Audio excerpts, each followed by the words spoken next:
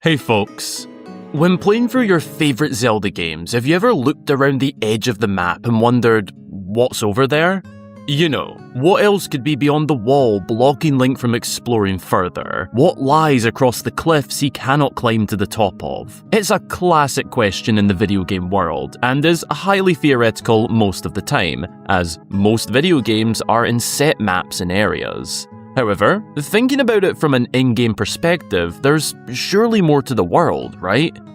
Well, in the case of The Legend of Zelda, we know there is more beyond the main setting of Hyrule. Some games have taken place outside of the kingdom, such as The Legend of Zelda, Oracle of Ages and Seasons, being set in Labrynna in Holodrum. Link's Awakening is set on Koholint Island, Majora's Mask in Termina, and Skyward Sword in the Sky, as well as the yet-to-be-founded Kingdom of Hyrule. In fact, in Spirit Tracks, which is a sequel to Phantom Hourglass, also a sequel to The Wind Waker, it's explained that this adventure takes place in a newly discovered continent that's known as New Hyrule. A completely separate Hyrule to the one we previously knew. And lately, I've been thinking a lot about this. It all begs a big question in the context of the entire Zelda series across its multiple timelines and time frames. Just how much more is out there? What else is out there? Who else is out there?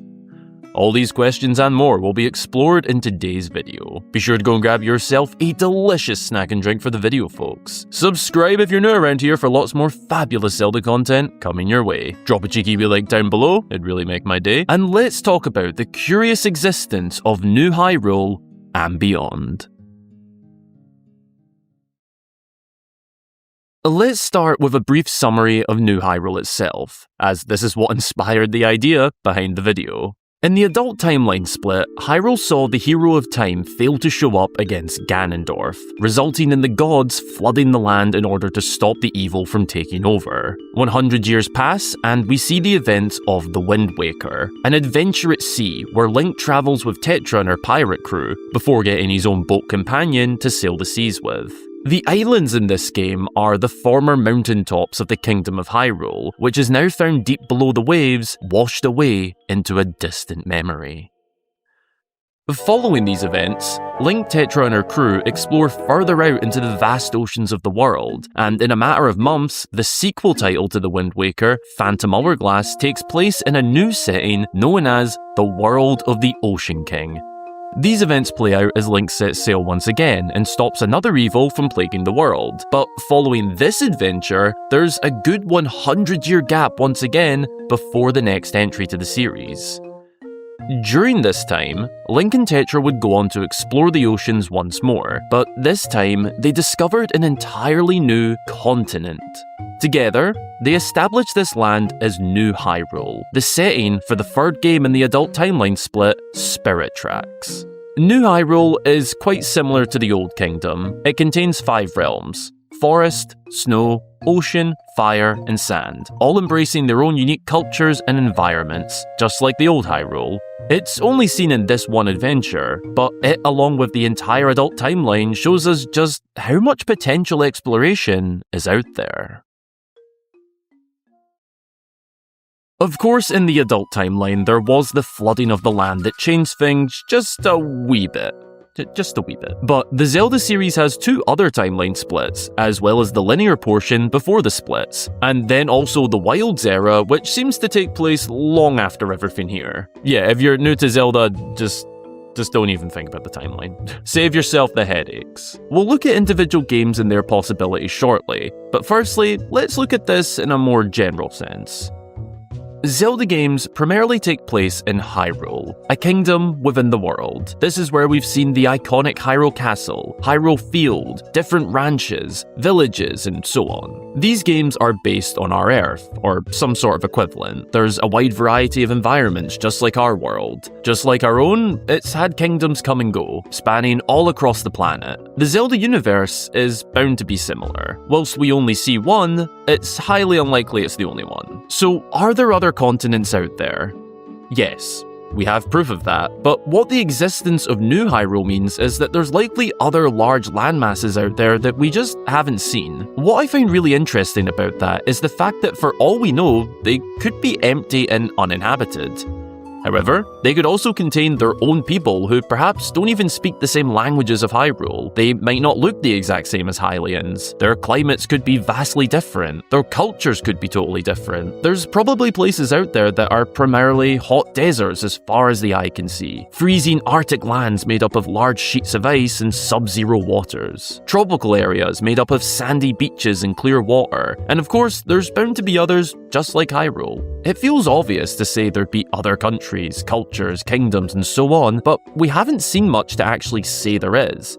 It's a big assumption. Like I said earlier, this is a very theoretical question. Small hints have been dropped here and there, such as the character Yona in Tears of the Kingdom. It's said in that game that Yona is Zora royalty, but not from the one found in Hyrule. She's actually from a different domain in a different land, but that's all we learn. It's small details like this that hint at more being out there. I'd love to see a game where one of these little mentions actually turns into something more, even if that's just learning more about the lands outside of Hyrule, perhaps rival kingdoms from long ago, or ancient alliances with nations far across the globe. Expanding Zelda outside of Hyrule is something I believe could really add to the series' already rich lore. In the case of specific games, let's pull Yona back up real quick. She's from another domain, but it's not said where that actually is.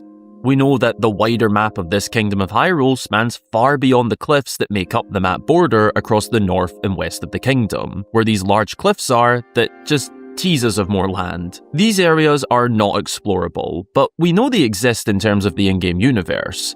I can see them. This map shows us roughly how much there is here. Let me say this now, by the way. Just because there is more here doesn't mean Nintendo should make another Wilds era game exploring it. I've seen that opinion put out there, but personally, I think it's time to move on from this era, and that does seem to be what will happen. If this was going to be explored, it should have been part of Tears of the Kingdom or DLC.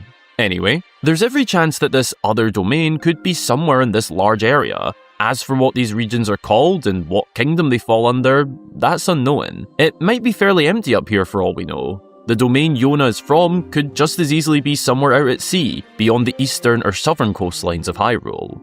Tears of the Kingdom specifically also introduced many new characters who weren't around in the previous entry. It's also likely they travelled from somewhere to be here, but unfortunately, it's never explained where they came from, nor is where Cass went off to.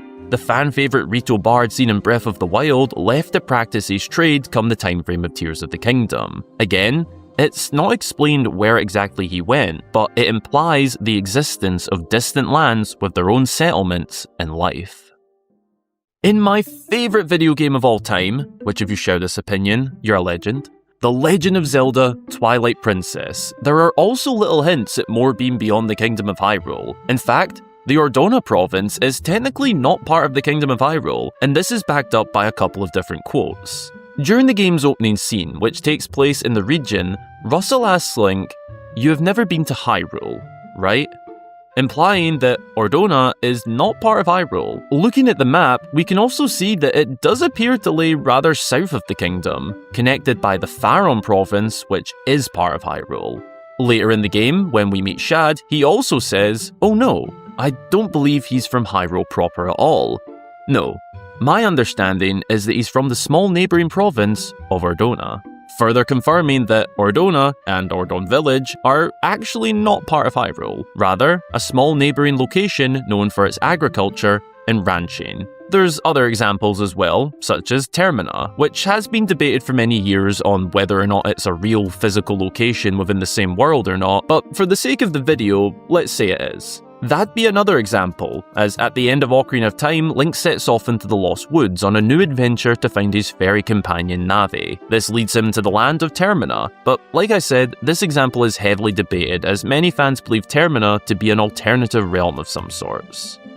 You could also argue that Skyward Sword's surface contains a lot of non-Hyrule locations, as the kingdom wasn't founded until after the events of the game. On a technicality, none of this is Hyrule as we explore it. It's what would become the Kingdom of Hyrule. Pre-rule, if you will. The second entry to the series, The Adventure of Link, also features two completely separate regions and islands. As mentioned earlier, the Oracle games also take place in entirely different locations, known as Holodrum and Labrynna. Link's Awakening on Koholint Island, and I think I've made my point. The really fascinating one takes us back to where this video started. New Hyrule. Well, more so the oceans making up the world and just how much more is actually out there. In theory, there could be several other unexplored continents out there. Theoretically, Link could set sail in any direction and eventually strike new land. That's how New Hyrule was discovered and founded. What's to say this doesn't happen and Link discovers already inhabited land? The possibilities are essentially endless. Exploring the curious existence of New Hyrule and beyond has left me with one remaining question.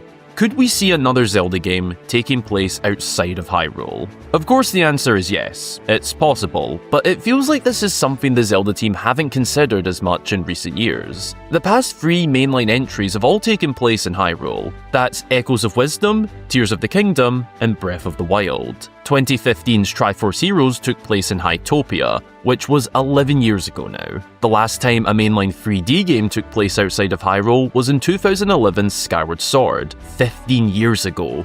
Wow, feeling old yet? Even then, that game takes place in what would become Hyrule. The last time a mainline 3D game was entirely not set in the Kingdom of Hyrule was in 2002's The Wind Waker.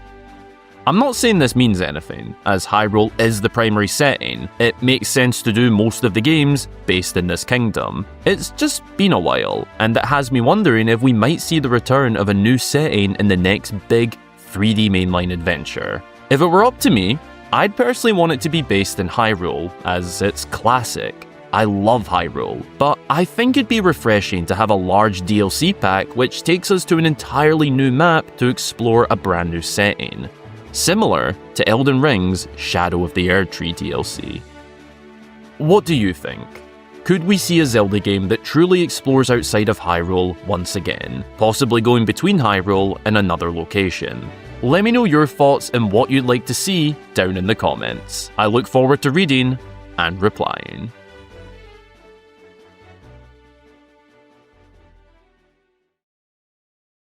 Thanks a ton for watching, folks. If you enjoyed, be sure to subscribe for lots more fabulous Zelda content from myself, and drop a cheeky wee like down below if you want to be an absolute legend. Speaking of legends, a very special thanks and shout out goes to all of my channel backers across both YouTube memberships and Patreon for helping to make these videos all the more possible. All backers at any tier receive exclusive insight and update posts, their name at the end of all my videos, a shout out when they join, and the occasional behind the scenes vlog. Becoming a backer is by no means necessary, but if you'd like to, the links for more information can be found in the description. Also down there are links to my social pages if you'd like to keep up to date with me, as well as my Discord server that you can join and chat to myself and many other wonderful Zelda fans.